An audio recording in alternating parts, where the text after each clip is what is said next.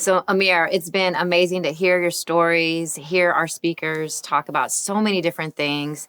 I know at first I thought Black health and wellness meant fitness because that's my story, right, in my realm.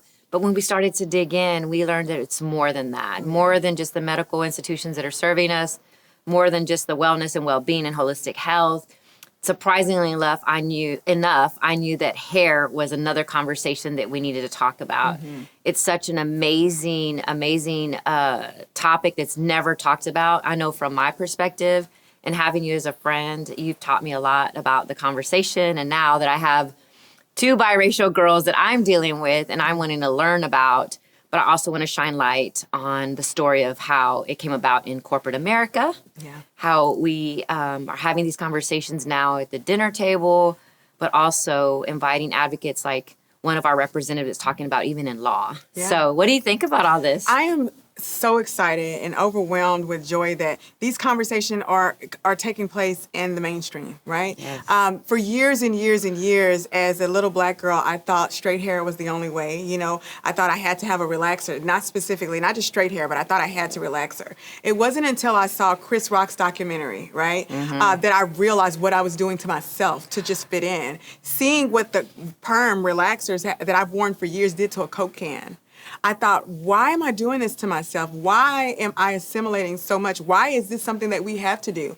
I can't tell you how many times as a kid or as a youngster you would hear, if you're having an interview, make sure your hair's straight or make sure you don't have locks, you won't get hired. And unfortunately, those were truths. Right. Those were truths. It wasn't until the last few years that natural hair truly boomed and people began to accept it. And the thing is, it's crazy because how can I control how God made me? Right. Right? How do we control how these tresses come out of our scalp? And then why should that limit how far I can go in this world, right? So these conversations are so important. And then knowing that the versatility, right? The versatility of our hair is magical, whether I want to wear it curly, straight, braids, box, twists, locks. We should be able to do it all, right? And do it all because that doesn't change all the knowledge that we cannot give away, right? You cannot get rid of the things that you learn because that's still here. I love it. And I have to say that Ade, my husband, always like, man, see, Amira wears her hair natural. And you've always been like the innovative hairstyle for me. When I saw you, I'm like, oh my God, you did this and you did that. And I was always inspired by that. But it wasn't just your hair. It was the confidence and the way you felt about yourself around it. Because I've had a lot of friends that didn't feel confident like that. And I can see it now. And it's just amazing to see. And I hope that in these conversations that we're having, that exposes more light to that. Because you did touch on one thing, and it is related to health, is the chemicals that we are taking in. And not only what it's doing to your hair, but your internal self, right? Like, it's so toxic. And I'm just like amazed that products can be manufactured that way. And it still affects people of color, right? Textured hair. And that's just really, really what we're going to get down to. And I can't wait to have that conversation. And thank you again, friend. You're always on it, and you're always inspiring me. Always welcome. Thank you.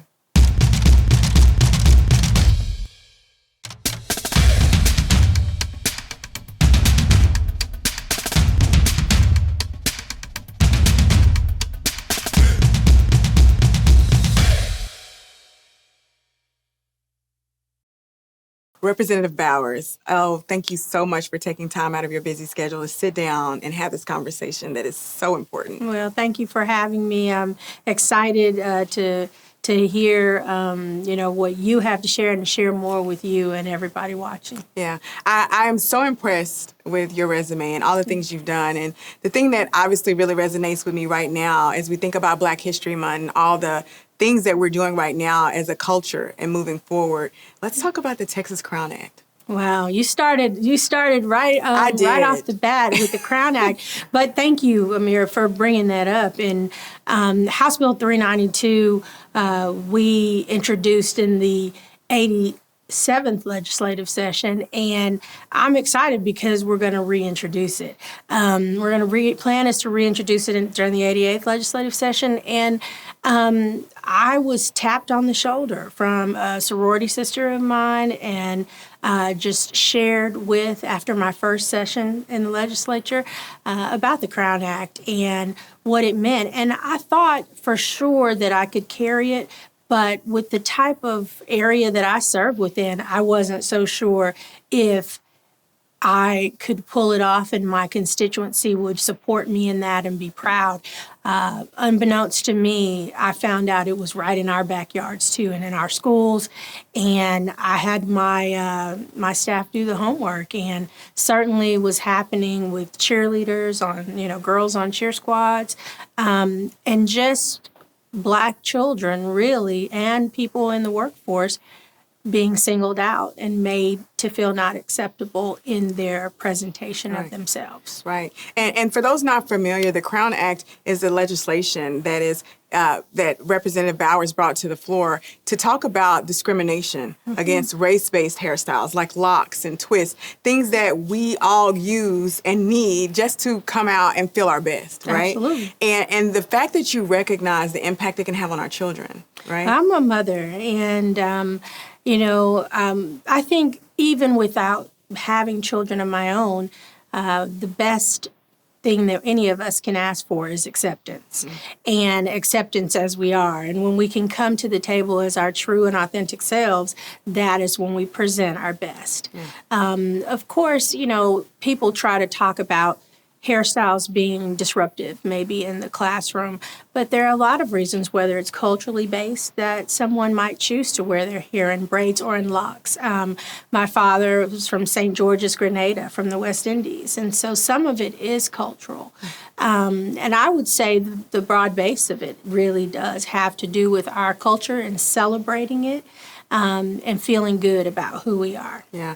I would say, immediately when you just spoke, the word that really stung to me was a disruption, right? When I think of someone saying that my hair, the way God made me, the way I woke up, can be a disruption to a learning environment, and not considering what that would do to the psyche, right? Absolutely. How do we combat those moments and those type of conversations as adults who are representing for not only our children, but for our community, and do it in a respectful way so that we are truly heard? Well, I want to share, thank you for asking that and bringing that up too, because I remember as I entered the 87th legislative session and just carrying the Crown Act and knowing that, I, even during the pandemic, stopped getting my relaxer again, a second time to go natural for me. Some of my colleagues didn't realize that I was going through a full transformation, carrying the Crown Act and wanting to be really true to the bill.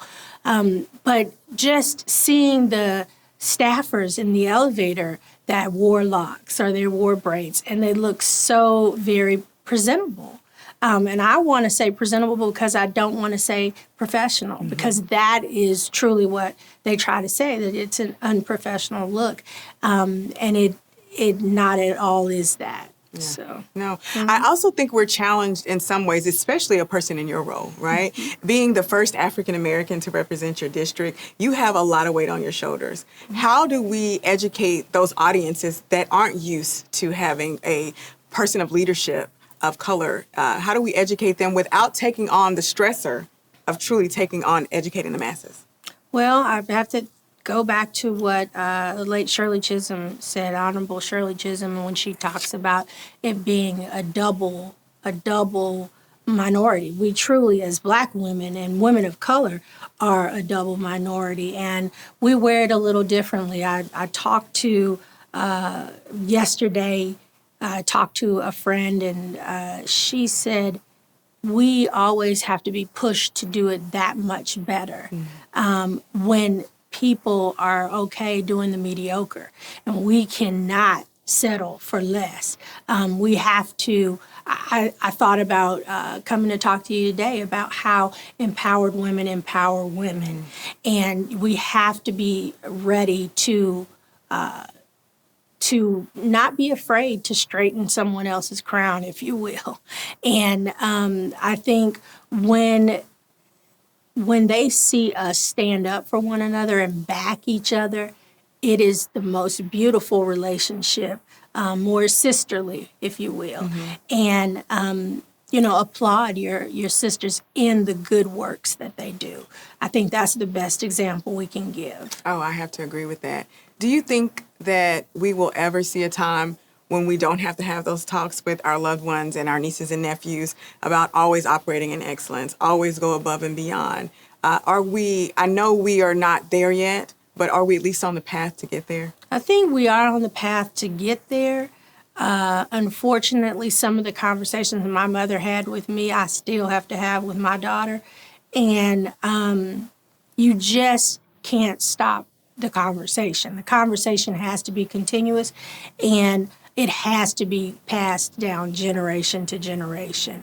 I think if we do that and we give our young adults and children tools for success, then it just becomes the norm. It becomes just, like the back of your hand, you can do it.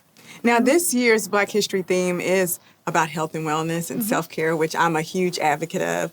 And, as a person who has a position that can be very stressful, right? And accountability from your community, true accountability from your community, what are some things that you do to make sure that you keep your self-care first and foremost?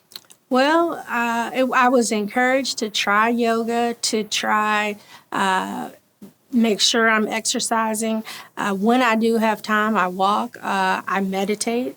I take those, right now I'm taking 7-minute pauses, so where I'm in a 7-minute challenge. And just like ironically, those 8 minutes and some seconds that George Floyd lost his life in, that 7 minutes is longer than you think. And actually, when you embrace the moment of a real pause and a time of praise or reflection, you want more, right? And I think that's the same thing with the endorphins that exercise gives you too. So you want more and you continue it. It's if you will, a feel-good moment. And so we have to remember to take those minutes for ourselves. Yeah. Are there any lessons that you learned? And I have to ask this because we are still in the pandemic, right? And I do feel like we are in some form of an awakening on so many levels. Is there anything you've embraced more during this time that you feel has made you a better representative and a better person for the people?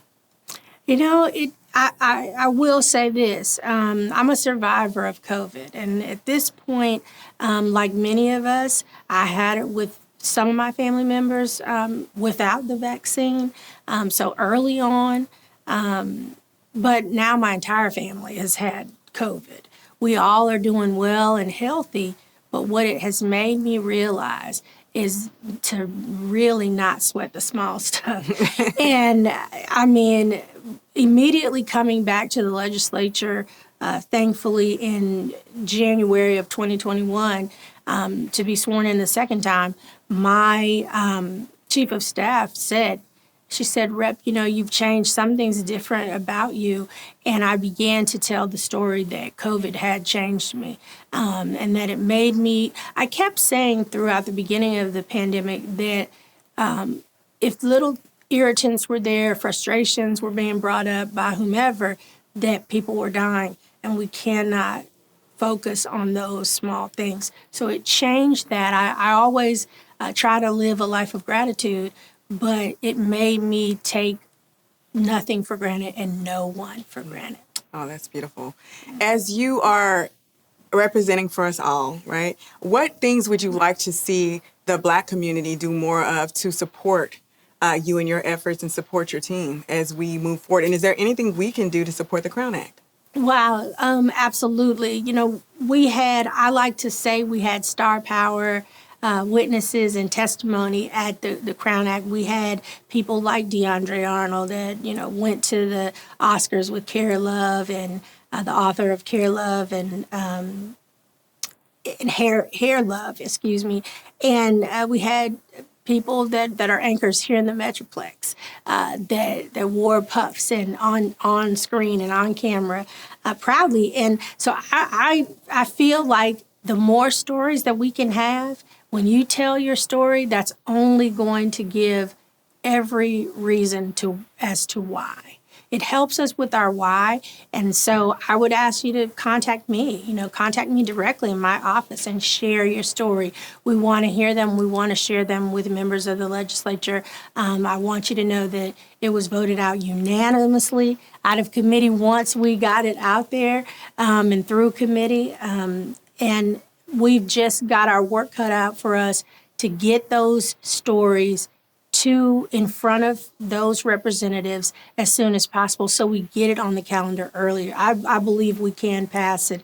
And it just taught me the biggest lesson that it does take more than one session sometimes to pass really good legislation. Well, thank you so much for sharing yourself and sharing your story and for all that you're doing to make sure that we normalize who we are. Absolutely. Thank you so much. It's been an honor to sit with you and talk today about Black people, health, and wellness.